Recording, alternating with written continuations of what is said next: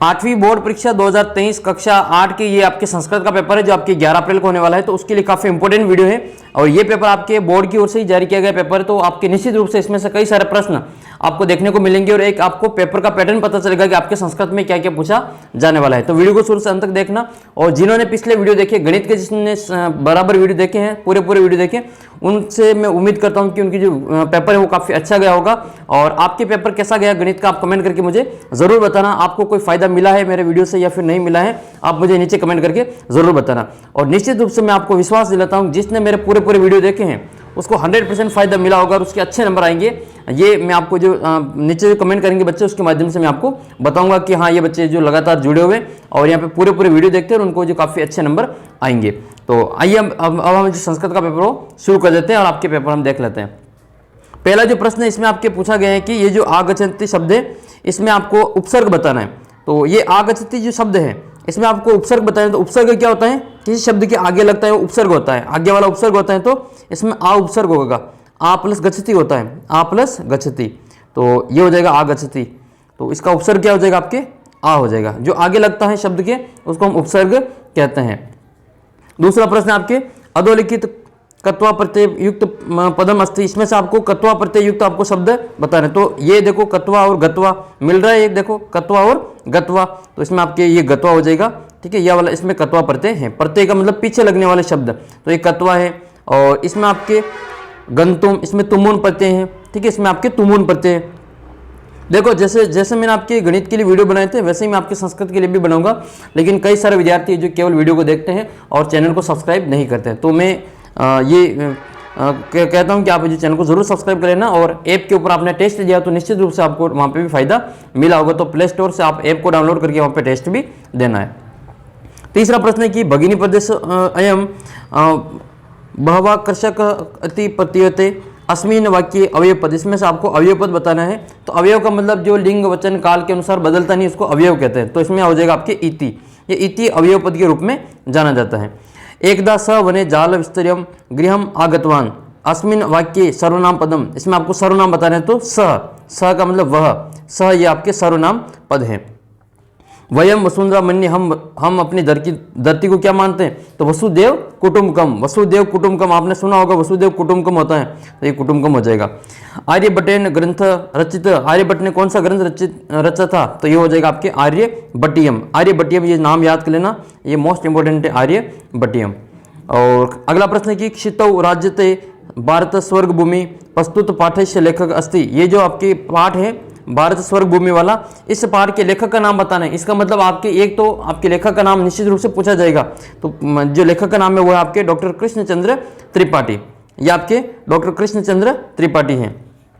और एक आपकी किताब है पंचतंत्र, पंचतंत्र की जो कहानियां हैं उसके लेखक कौन है, आप कमेंट करके बताना मुझे। पंचतंत्र की जो कहानियां हैं उसके लेखक का नाम आप मुझे कमेंट करके बताना। अगला प्रश्न देखते हैं। सावित्रीबाई फुले महोदया माता असित, यानी सावित्रीबाई फुले की माता का नाम आपको बताना है। तो ये था आपके लक्ष्मीबाई, ठीक है। और ये लक्ष्मीबाई जो है ये सावित्रीबाई फुले की माता थी। आपको कमेंट करके बताना ये कि इस सावित्रीबाई फुले है इसके जो लेखक है, पाठ के लेखक कौन है। 8वें प्रश्न में आपसे पूछा जाएगा, इसमें आपको विभक्ति का प्रयोग करना है। तो विभक्ति देखो, परित के योग में द्वितीय विभक्ति आती है, ये परित है तो दूसरी विभक्ति आती है, परित के योग में दूसरी विभक्ति, तो विद्यालयम आएगा इसमें, ठीक है। परित के योग में द्वितीय विभक्ति, और यहाँ पे स के योग में तृतीय विभक्ति आती है तो जनकेन आएगा। ये चतुर्थी विभक्ति है, ये वाली तृतीय विभक्ति है, तो इस स के योग में तृतीय विभक्ति आती है। आपके संधि विच्छेद करना है इसमें, तो अद्य प्लस अपि, संधि और संधि विच्छेद करना है, तो अद्य प्लस अपि क्या हो जाएगा, अद्यापि हो जाएगा, ठीक है। वैसे आपके तथा प्लस अपि तथापि हो जाएगा। सहसा सहसेव, तो ये हो जाएगा आपके सहसा प्लस एव, इस प्रकार से आपको लिखना है सहसा प्लस एव। विशेषण और विशेषण से आपको जो इसको मेल करना है, तो अयम आ जाएगा प्रदेशम, अयम प्रदेश। महत्वादायिनी संस्कृति प्राचीन इतिहास से एक समवाय, ये विशेषण पद है और ये इसके विशेष पद है, ठीक है। तो ये इनकी विशेषता बताई जा रही है कि वो कैसे है, ठीक। तो इसको हम विशेषण और विशेष के रूप में जानते हैं। 12वां क्वेश्चन है, उचित क्रियापदानी मंजूषात चित्वा रिक्त स्थानानि पूर्यत, तो इसमें आपको बताना है कि रिक्त स्थान की पूर्ति करनी है। छात्रा पुस्तकानि गृहीत्वा विद्यालयम गच्छन्ति, तो इसमें आएगा आपके गच्छन्ति। मालाकारा पुष्पै माला रचयति, और मम मनसी एका जिज्ञासा वर्तते, मेरे मन में एक जिज्ञासा उत्पन्न हो रही है। सहसा बालिका तत्र अहसत, अचानक वह बालिका वहाँ हंसी, तो ये हो जाएगा अहसत। देखो मैंने आपको पहले ही कहा था कि इस प्रकार से कोई आपको मॉडल पेपर है जो ये रियल पेपर ला के नहीं देता है, आप वैसे जो अपना समय बर्बाद करते हैं। मैंने देखा कई बच्चे जो परीक्षा के टाइम पे जो लास्ट में घंटे घंटे तक जो आपको अपना समय बर्बाद करते हैं और बिल्कुल पढ़ाई नहीं करते हैं, फिर उनका जो जब रिजल्ट आएगा तब वो जो रोएंगे क्योंकि उनके जो अच्छे नंबर नहीं आएंगे। और जो लगातार जो मॉडल पेपर देखेंगे, मॉडल पेपर सोल्व करेंगे, मैं ये नहीं कह रहा हूँ आप मेरा ही वीडियो देखो, लेकिन जो मॉडल पेपर सोल्व करेगा उसको काफ़ी फायदा मिलेगा। जो रियल पेपर के चक्कर में दौड़ता इधर उधर दौड़ा रहेगा कि मैं वो वहाँ से मिल जाएगा, उस वेबसाइट से मिल जाएगा, इस वेबसाइट से मिल जाएगा, और वहाँ पर आपको कोई रियल पेपर नहीं मिलेगा और निश्चित रूप से आपको जो नुकसान ही होगा इसका कोई आपको फ़ायदा नहीं मिलेगा, ये मैं आपको पूरी गारंटी देता हूँ। तो आपको अधिक से अधिक कहीं से भी मॉडल पेपर चाहे किसी भी वेबसाइट से मिले, लेकिन रियल पेपर के नाम पे जो अपना समय बर्बाद ना करें। फिर आपके हैं 13वां प्रश्न, मालया मनोदशा स्वस्था न प्रतीयते स्म, इसमें आपको विशेषण और विशेष्य बताना है। तो उस मनोदशा की क्या विशेषता है, तो वो है आपके स्वस्थ। तो जो विशेषता बताई जाती है तो वो तो विशेषण, तो विशेषण क्या है इसमें, स्वस्थ तो विशेषण है, और किसकी विशेषता ये, मनोदशा की, ठीक है। तो ये आपके मनोदशा हो जाएगा विशेष्य।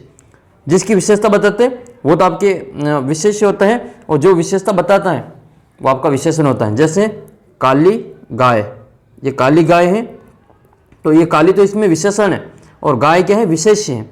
तो जिसकी विशेषता बताते हैं वो तो विशेष्य होता है, और जो शब्द विशेषता बताता है वो विशेषण होता है। तो इसमें काली तो विशेषण है और गाय इसमें विशेष्य है। अगला प्रश्न देखते हैं, रेखांकित पदानी आदृत्य प्रश्न निर्माण, इसमें आपको प्रश्न निर्माण बनाना है। लेखनम, तो इसमें आपको किम कर देना है, लेखनम की जगह पे किम कर देना है, बाकी सेम टू सेम। वृक्षाणाम में आपको कैसाम कर देना है, वृक्षाणाम में कैसाम। कोई स्थान पूछे तो कुत्र कर देना है, ठीक है, और कोई जगह पूछे तो कुत्र कर देना है, या कभी जो टाइम पूछे आपको तो आपको केन कर देना है, कब। अगला प्रश्न आपके 15वां, रिक्त स्थान की पूर्ति करनी है, संज्ञा शब्द बताने। पूर्व दिशा या उदेती, पूर्व दिशा में उदय कौन होता है, सूर्य, सूर्य पूर्व दिशा या उदेती, तो इसमें आपको बनना है सूर्य। फिर है महिला तड़ागात नयंती जलम दुग्धम घृतम, महिला तालाब से क्या लाती हैं, जल, दूध और घी क्या लाती हैं, जल लाती हैं। अधुना अपने वस्तु क्रियार्थम आवश्यकता नास्ति रूपकाणी, तो इसमें बनेंगे हम रूपिकाणी, इनके रुपये। सामाजिक कुरीति नाम सावित्री मुखर विरुद्ध अक्रोध। और सबसे बढ़िया बात देखो कि 11 तारीख को आपके जो संस्कृत का पेपर है, और 11 तारीख को आपकी ज्योतिबा फुले की जयंती भी है, तो ये एक महत्वपूर्ण है, तो इसके लिए भी आपको अच्छी प्रकार से थोड़ा सा ध्यान रखना है। 16वां क्वेश्चन है, अधोलिखित प्रश्नानाम उत्तराणी पूर्व वाक्य लिखत, इसमें आपको वाक्य लिखना है, उत्तर लिखना है। कस्मिन उद्योगे वृक्ष उपजयन्तु, किस उद्योग में वृक्षों का उपयोग होता है, तो कागज उद्योग में वृक्षों का उपयोग होता है, तो इसमें लिखेंगे कर्गदा उद्योग, कर्गदा उद्योग, कर्गदा का मतलब होता है कागज। चंचल व्याघ्र कुत्र दृष्टवान, चंचल व्याघ्र ने कहाँ देखा, तो जाल में, जो जाल था उसके अंतर्गत देखा था। प्राचीन इतिहास का स्वाधीन आसन सप्त भगिनी, 7 जो बहिनें हैं 7 सिस्टर्स, उनसे संबंधित है ये। केन पीड़ित वैभव बहिरागत, तो ये हो जाएगा आपके प्रचंडो स्मरणा, प्रचंडो स्मरणा बहिरा आगत हो जाएगा। अगला प्रश्न है 17वां, निम्नलिखित प्रश्नानाम उत्तराणी एक पदेन लिखित, एक पद में आपको उत्तर लिखना है। तो स्वकीय साधन किम भवती, तो बलम हो जाएगा, स्वकीय साधन में बलम हो जाएगा। और अयम बुम इयम बुह कस्मिन युता नाम अस्मि, तो प्रबंधे हो जाएगा इसमें। यश कश्य यश नश्यति, तो लुब्धस्य यश नश्यति। और ये सभी आपके जो श्लोक से संबंधित पूछे गए हैं। पथी के विस्मा प्रखरा, तो इसमें आपके हो जाएगा पाषाणा। कोई से भी आपको 2 श्लोक तो याद करने हैं, जो आपके इसमें आपके 2 श्लोक आएंगे, तो आपको कम से कम 4 श्लोक याद कर लेने। तो ठीक है, 4 श्लोक में से 2 श्लोक आ भी जाएंगे तो आपको 2 को यहाँ पे लिख लेना है। कम से कम आपको 4 श्लोक अच्छी प्रकार से कंठस्थ कर लेने, 4 श्लोक याद कर लें। तो 4 श्लोक याद करें, ये तो आप अपने हिसाब से लिखेंगे, मैं बताऊंगा उससे काम नहीं चलेगा। 2 श्लोक आपको यहाँ पे लिखने हैं, तो वो आपको जो याद होगा वही श्लोक आप इसमें लिखेंगे। तो कोई सा भी 4 श्लोक आपको अच्छी प्रकार से याद कर लेना है। उसमें से मान लो आपके 2 परीक्षा में आ भी जाएंगे तो 2 आपको जो वो लिख लोगे वहाँ पे। फिर आपके मिलान करना है स्तंभ 1 से स्तंभ 2 को। तो गिरी सीखरे नन्नू, ये आपके हो जाए निज निकेतनम, ठीक है, निज निकेतनम। विनयन यानम नगारोहणम, और बल स्वकीयम भवती साधनम, और सदैव पूर्तो निदे ही चरणम। ये इस प्रकार से जो आपकी श्रुति है इसको आपके मिलान कर लेना है। एक ये चित्र दे रखा है, इस चित्र पर आधारित आपको 4 वाक्य बनाने हैं, रिक्त स्थान की पूर्ति करनी है। ये आपके उपग्रह मिसाइल और इसका आपको चित्र दे रखा है, तो ये आपको इसमें से भरना है। अस्मिन चित्रे दृश्यन्ते, इस चित्र में आपको क्या दिख रहा है, इस चित्र में आपको ये क्या दिख रहे हैं, अस्त्राणाम, अस्त्राणी, शत्रुभ्य उपग्रह नाम। तो इसमें आपको क्या दिख रहा है, अस्त्राणी, यानी कि आपको अस्त्र दिखाई दे रहे हैं, तो अस्त्राणी। आधुनिक अस्त्रे सैनिका अस्मान रक्षन्ति, आधुनिक युग में अस्त्र किससे रक्षा करते हैं, सैनिक किससे रक्षा करते हैं, तो शत्रुओं से रक्षा करते हैं, यहाँ पे लिखेंगे शत्रुओं से। तीसरे हैं किसकी सहायता से बहुत कार्य होता है, तो उपग्रहों की सहायता से बहुत कार्य होता है। अच्छा, उपग्रहों से मेरे को याद आया, आपकी जो पृथ्वी का उपग्रह है वो बताना मुझे कमेंट करके, पृथ्वी का प्राकृतिक उपग्रह क्या है, जो ग्रहों के चक्कर लगाते हैं उनको उपग्रह कहते हैं। तो सूर्य के चक्कर लगाते हैं वो तो ग्रह हैं, और जो ग्रहों के चक्कर लगाते हैं वो उपग्रह होते हैं। तो वैसे आपको बताना है कि अपने पृथ्वी का उपग्रह क्या कौन सा है। इसमें आपके एतैसाम अस्त्राणाम प्रयोगेण भारत विकसित देश मन्यते, इन्हीं अस्त्रों के प्रयोग से भारत विकसित देश के रूप में जाना जाता है। अगला प्रश्न आपके वापस इसमें जो शब्द दे रखे अवयव शब्द, इनको आपको इसमें भरना है और ये कहानी को आपको पूरा करना है। ये 4 नंबर की कहानी आएगी, इसको आपको पूरा करना है। अस्मिन वने कश्चन व्याघ्र जालम विस्तरियम दूरम अस्ति क्रमशः आकाशात सपरिवार कपोतराज। ये वाली जो कबूतर और जो शेर वाली जो कहानी, वो वाली व्याघ्र वाली कहानी। नीचे आगच्छत यथा कपोता तंडुलान अपश्यत, तो उन्होंने तंडुलान यानी कि चावल देखे, और तदा तेसाम लोभो जात, उनको जो लोभ हो गया, लालच आ गया। परम राजा सहमत नासित, पर उनका जो राजा था वो सहमत नहीं था। तस्य युक्ति आसित, उनको एक उपाय सूझा। यदि वने कोपि मनुष्य नास्ति, अगर मनुष्य में कोई भी वन में कोई मनुष्य नहीं है, कुतः तंडुलानाम संभव परम राज्य उपदेशम अस्वीकृति कपोत तंडुलान खादितुम। जो राजा का जो आदेश था उसको कबूतरों ने जो माना नहीं, अस्वीकार कर दिया और वो चावल खाने के लिए चले गए, जाल में फंस गए। तो च निपतिता, वो जाल में फंस गए।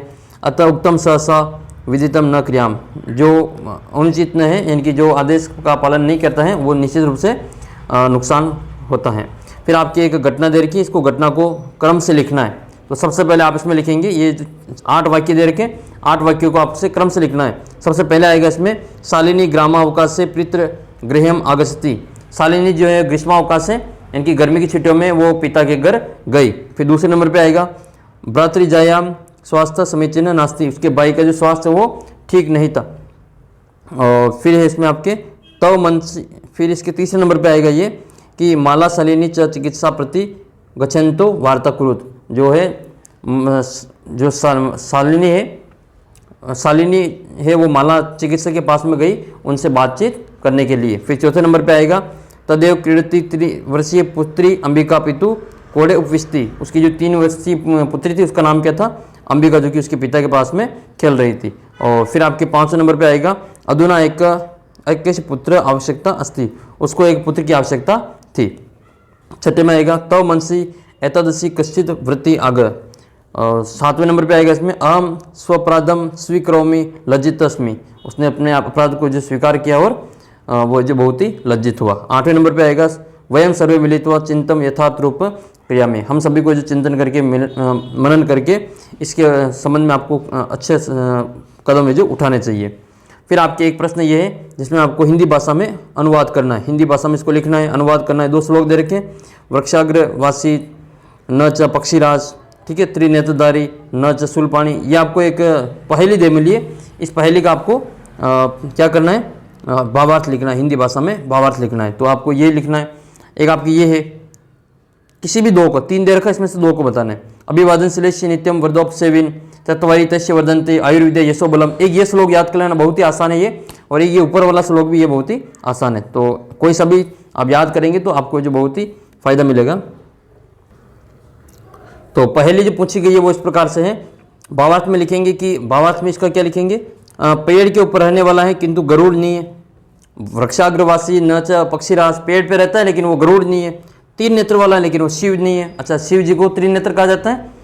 और छाल के वृक्ष धारण करता है किंतु वो सिद्ध योग्य नहीं है। जल को धारण करता हुआ है परंतु वह गड़ा नहीं और नहीं वह बादल है। पहली का उत्तर क्या होगा, तो पहली का उत्तर होगा आपके नारिकेल, यानी कि नारियल। तो इसका उत्तर हो जाएगा आपके नारियल। दूसरा है अभिवादन शिलेश्य नित्य वृद्धोपसेविन प्रस्तुत श्लोक में अभिवादन और बड़े लोगों का सेवा के महत्व को दर्शाते हुए कहा गया है कि जो हमेशा अभिवादनशील से होते हैं, बड़े लोगों की सेवा करने वाले होते हैं, उनकी आयु, विद्या, यश और बल इन चारों में जो हमेशा वृद्धि ही होती है। तो आपको भी थोड़ा सा इस श्लोक के बारे में सोचना चाहिए और अपने को उस हिसाब से अपनी भाषा को सुधारना चाहिए। जो बहुत सारे बच्चे होते हैं जिनको जो बोलने में आपको देखा होगा कई बहुत ही घटिया किस्म के जो कमेंट करते हैं, तो इस प्रकार की जो भाषा उनको नहीं बोलनी चाहिए ताकि जो अपना परिचय वो यहाँ पे ना दें। साहित्य संगीत कला विहीन, साक्षात पुच्छ विषाणहीन, त्रिम न खादंती जीवमान तद भाग्योदयम परम पशुनाम। इसमें साहित्य संगीत और कला में रहित मनुष्य जो पूंछ और बिना सिंह से जो साक्षात पशु के समान है, यानी कि जो साहित्य संगीत और कला से रहित मनुष्य हैं वो बिना पूंछ और बिना सिंह के जो के साक्षात जो पशु के समान है। घास न खाते हुए भी वह मनुष्य हैं, मनुष्य जो जीवित हैं और वह पशुओं के समान है जो सौभाग्य हैं। और अर्थात यदि मनुष्य घास भी खाने लगे तो वह पशुओं को घास भी खाने को प्राप्त नहीं होगी। फिर आपको एक कहानी दे रखी 23 नंबर पे, ठीक है, कंटकम और बिलेश्यवाणी न कदापि में श्रुता, इन दोनों में से आपको जिसका हिंदी अर्थ लिखना है। तो ये आपके वो कंटकनेयम जो आपकी चंचल नाम का कोई शिकारी था उसके अनुसार आपको एक कहानी लिखनी है, हिंदी भाषा में इसका कथा सार लिखना है। दो ये मोस्ट इंपॉर्टेंट है, 8 नंबर में आएगा ये।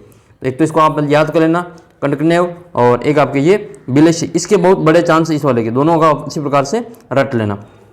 कथा के अनुसार ये चंचल नामक एक कोई शिकारी था, एक बार वन में उसके द्वारा बिछाए गए जाल में एक बाघ फंस गया। बाघ की प्रार्थना करते हुए शिकारी उसे बाहर निकालता है और बाघ ने शिकारी से पानी लाने को कहा। तो पानी पीने के बाद बाघ ने कहा मेरी प्यास तो शांत हो गई, किंतु मैं भूखा हूँ तो मैं तुमको खाऊंगा। तो बाघ की कृतज्ञता को देखकर जो शिकारी नदी के जल के पास जाता है और नदी के जल को कहता है कि लोग स्वार्थी ही होते हैं, जो वे मेरा जल पीते हैं किंतु मुझे ही गंदा करते हैं। इसी बात का समर्थन करता हुआ वृक्ष कहता है कि लोग मेरी छाया में विश्राम करते हैं किंतु मेरे ही फल खाते हैं और मुझे ही जो काटते हैं। इसके बाद शिकारी अपनी व्यथा वहीं पर जो एक लोमड़ी को सुनाता है। लोमड़ी अपनी चतुराई से उस बाघ को पुनः उसी जाल में फंसा देती है। इसका मतलब ये होता है कि जो दूर दूर कपटी लोग होते हैं उनके साथ कपटीपूर्ण व्यवहार ही करना चाहिए। तो ये थोड़ा सा आपको लिख लेनी है। बिलेश्य वाणी न कदापि में श्रुता, कथा सार लिखनी। एक वन में खर नखर, ये नाम याद करना है, खर नखर नाम का शेर रहता था। एक बार वह इधर उधर घूमता रहा किंतु उसे भोजन में कोई योग्य जीव नहीं मिला। सायंकाल में उसने एक विशाल गुफा को देखकर सोचा कि अवश्य ही इसमें गुफा में कोई रात को जीव आता होगा, इसलिए मैं यही छिपकर बैठ जाता हूँ।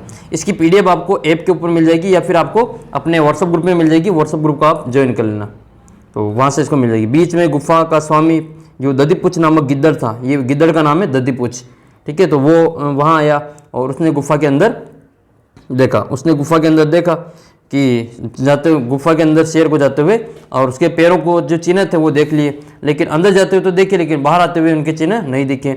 गिद्दड़ ने सोचा कि निश्चित ही इसमें जो शेर है, अब मैं क्या करूं। तो वह एक उपाय सोचकर दूर से बोलने लगा, हे गुफा, क्या तुम्हें याद नहीं है मैं तुम्हारे साथ ये शर्त है कि मैं बाहर से वापस आऊँगा तब तुम मुझे आवाज़ देकर बुलाओगी, यदि तुम नहीं बुलाओगी तो मैं दूसरी गुफा में चला जाऊँगा। गिद्दड़ की आवाज़ सुनकर शेर ने सोचा कि अवश्य ही वह गुफा अपने स्वामी को बुलाती है, किंतु मेरे भय से यह जो कुछ भी नहीं बोल रहा है, इसलिए मैं इसे बुलाता हूँ, जिससे गुफा के अंदर आने पर मेरा आहार बाहर बनेगा। ऐसा सोचकर जो शेर ने जोर से जो गिद्दड़ को आह्वान किया और शेर की उच्च गर्जना की प्रतिध्वनि जो आवाज़ आई थी उसे गुफा ने भी जो गिद्दड़ का आह्वान किया। इससे अन्य पशु भी भयभीत हो गए और गिद्दड़ वहाँ से दूर भाग के चला गया। इस प्रकार से ये कहानी का सारा, ये तो मोस्ट इंपॉर्टेंट, ये दोनों कहानियाँ तो आपके मोस्ट इंपॉर्टेंट है। आएगी कहानी पार्ट्स, ये कथा सार तो आपकी इन दोनों में से एक आ जाएगी, ठीक है। चंचल नामक शिकारी वाली या फिर वो खर नखर वाली जो शेर है उस, और गिद्दड़ वाली, इन दोनों में से कोई एक कहानी आपके 100% पूछी जाएगी। फिर भी अगर आप जो असली पेपर के चक्कर में इधर उधर घूमते रहोगे तो आपको कोई ये जो पेपर पूरा पेपर नहीं सॉल्व करवाएगा, केवल इसी प्रकार से टाइम बर्बाद करेगा और आपके जो लास्ट में परिणाम 0 ही आएगा। फिर आपके 24वां प्रश्न है, निर्देशानुसार पदानी स्वीकृत्य अस्माकं विद्यालय विषयोपरि निबंध लिखना है अपने विद्यालय पे। मोस्ट इंपोर्टेंट है, 100% पूछा जाएगा। अपने विद्यालय पे निबंध लिखना है, 100% ये प्रश्न आपके आएगा परीक्षा में, इसको अच्छी प्रकार से याद कर लेना। विद्यालय पे 8 लाइनें बनानी है। तो अस्माकं विद्यालय जयपुर नगरात् नाति दूरम वर्तते, हमारा जो विद्यालय है वो जयपुर नगर से थोड़ा सा दूर है। अयम उच्च प्राथमिक विद्यालय अस्ति, ये जो आपके विद्यालय है वो आपके उच्च प्राथमिक विद्यालय हैं। अस्य विद्यालय में समीप उद्यान, इस विद्यालय के पास में एक बगीचा भी है। और फिर आप बताएंगे अस्मिन विद्यालय एक पुस्तकालय अस्ति, इस विद्यालय में एक पुस्तकालय भी है। और अच्छा, आपके विद्यालय का क्या नाम है? ठीक है, आप मुझे कमेंट करके बताना कि आपका स्कूल का नाम क्या है। ठीक है, मुझे इसका उत्तर ज़रूर कमेंट करके बताना कि आपका विद्यालय का नाम क्या है। अस्मिन विद्यालय एक पुस्तकालय अस्ति, पुस्तकालय है। और मम कक्षा या 25 छात्र छात्राण अस्ति, मेरे कक्षा में जो 25 छात्र छात्र हैं। अध्यापक अस्मान विविध विषयात् पाठयन्ति, जो अध्यापक है वो हमको विविध विषय को पढ़ाते हैं। अयम विद्यालय अयम आदर्श विद्यालय अस्ति, ये विद्यालय आपका आदर्श विद्यालय है। मोस्ट इंपॉर्टेंट है, इसको आप याद कर लेना। और इसका जो प्रश्न आएगा अथवा का, या तो ये 10 वाक्य बनाने 8 वाक्य, या फिर आपके 8 नंबर की एक एप्लीकेशन आएगी प्रार्थना पत्र। तो ये कह रहा है कि आपको इसमें छुट्टी का प्रार्थना पत्र लिखना है। आप बीमार हो गए हैं तो छुट्टी का प्रार्थना पत्र आपको इसमें लिखना है। ये कह रहे हैं कि सेवायाम श्रीमंत प्रधानाध्यापक, यहाँ पे क्या आएगा? प्रधानाध्यापक। और ये तो आपके लिखा हुआ आएगा, इसमें से आपको ढूंढ के इसमें लिखना है। राजकीय उच्च प्राथमिक विद्यालय जयपुरम राजस्थान महोदय सविनय निवेदनम अस्ति यत् अहम ज्वर पीड़िता अस्मि, अस्मात् कारणात् अहम विद्यालय आगंतुम न शक्नोमि, अतः दिन द्वयस्य, मैं बीमार हो रहा हूँ तो उस कारण जो विद्यालय नहीं आ सकूँगा, अतः मुझे 2 दिन का अवकाश देने की कृपा करें। तो अतः दिन द्वयस्य भवान दिन द्वयस्य स्वीकृति माम अनुग्रहणान्तु भवान स धन्यवाद भवदी शिष्य। अपना नाम लिख लेना है, बताना आप अपना नाम कमेंट करके मुझे कि आपका नाम क्या है। ठीक है, और अपनी कक्षा लिख लेनी है और यहाँ पर आपको ये डेट डाल देनी है। ठीक है, तो इस प्रकार से आपको ये बता देना है। फिर आपके एक गद्यांश आएगा 8 नंबर का, मोस्ट इंपॉर्टेंट 8 नंबर का गद्यांश आएगा। इसको पढ़ के कुछ प्रश्नों के जवाब देने। तो ये आपके ये पूछा गया है कि जो गद्यांश है उसका उचित शीर्षक क्या है। तो ये आपके जो शीर्षक हैं वो आर्यभट्ट के बारे में ही दिया गया है। पूरा जो है वो आपके आर्यभट्ट के बारे में दिया गया है। तो इसका शीर्षक हो जाएगा आर्यभट्ट। पूर्व दिशा उदित सूर्य कश्याम दिशा अश्य अस्त च गच्छति, पूर्व दिशा में उदय होता है तो अस्त कहाँ होता है? तो ये देखो यहाँ पे लिखा हुआ है पश्चिम दिशाया, तो इसमें लिखेंगे पश्चिम दिशाया। सांप्रत्य सुस्थापित सिद्धांत का, तो ये सांप्रत्य सुस्थापित सिद्धांत हो जाएगा। इति सांप्रत्य सुस्थापित सिद्धांत। तो सूर्य अंचल पृथ्वी न चला च चला या स्वकीय अक्षय गुणति इति सांप्रत्य सुस्थापित सिद्धांत अस्ति। तो ये आपको लाइन यहाँ पे लिख लेनी पूरी। सिद्धांत प्राचीन केन प्रवृत्त, तो ये सिद्धांत जो किसके द्वारा दिया गया? तो ये आर्यभट्ट के द्वारा दिया गए हैं। आर्यभट्ट एक महान गणितज्ञ थे जिन्होंने जो आर्यभट्टियम नामक किताब लिखी थी। ये पूरा जो में PDF है, PDF कहाँ पे मिलेगी आपको? ऐप में मिल जाएगी। ऐप का नाम क्या है? आपने डाउनलोड कर रखा होगा तो उसको उसके अंदर मिल जाएगी। श्री राम क्लासेस के नाम से आपको ऐप मिल जाएगी। उसका लिंक मैंने नीचे डिस्क्रिप्शन बॉक्स में दे रखा है। आपने गणित के टेस्ट दिए होंगे, विज्ञान के टेस्ट दिए होंगे, तो आपको वैसे आपके ऐप इंस्टॉल है तो आपको वहाँ पे अपने 8वीं क्लास का जो फोल्डर है उसमें मिल जाएगी। निश्चित रूप से गणित का पेपर मैं उम्मीद करता हूँ कि जैसा आपको यहाँ पर वीडियो में बताया गया था वैसे वैसे प्रश्न आपको वहाँ पर देखने को मिले होंगे। निश्चित रूप से अगर आपको फायदा मिला है तो आप कमेंट करके मुझे ज़रूर बताना। मिलते हैं आपको अगले वीडियो में, तब तक चैनल को सब्सक्राइब कर लीजिए। 8वीं क्लास का जो व्हाट्सअप ग्रुप है उसको ज्वाइन कर लेना। ये 8वीं क्लास के व्हाट्सअप ग्रुप में ज्वाइन होने के बाद में इसकी PDF आपको व्हाट्सअप ग्रुप में भी डाल देंगे। तो जल्दी मिलते हैं आपको अगले वीडियो में, तब तक जय हिंद जय भारत।